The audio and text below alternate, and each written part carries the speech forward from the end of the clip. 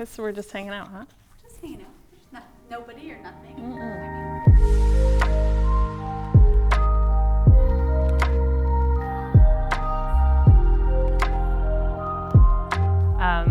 I find a lot of meaning in my work. After high school, I decided that I wanted to go to Nigeria, and I lived with my aunt and uncle, and I had the opportunity to work at a clinic there, a medical clinic, really tiny, and I did a lot of paperwork.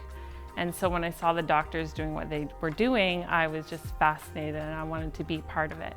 And so I came back and I decided that I wanted to be a nurse. And so I put it off, kind of thought there must be something more interesting to do than be a nurse.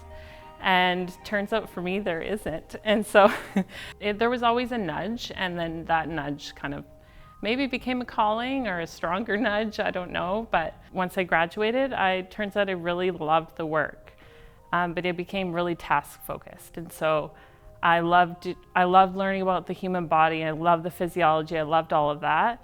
And then it just became kind of about the task and not so much about the person.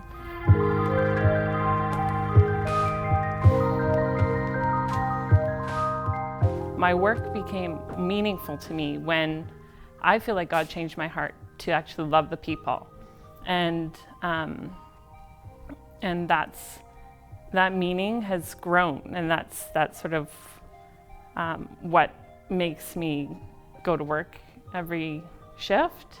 I love that I have the opportunity. It's such a privilege to have the opportunity to meet people where they're at, and where they're at when they meet me is a really vulnerable, kind of a low point in their life. And so for me to be able to walk alongside them, however that looks, is such a privilege. And as a nurse, people tend to trust me right off the bat, and I don't take that for granted. I'm always surprised at how it doesn't take a lot for people to appreciate somebody else's presence, or am I saying that right? It doesn't take a lot on my part to make an impact. So whether that be making sure that my smile is extra big underneath my mask so that they can see it in my eyes, and that they know that I want to be there, that I'm not distracted, even though I may be, but I'm there for them, for their concerns at that moment in that room.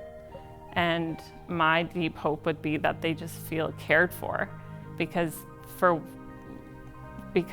I know that as a nurse that they trust me right off the bat, and I don't want to take that for granted. My name is Heidi, and I'm a nurse.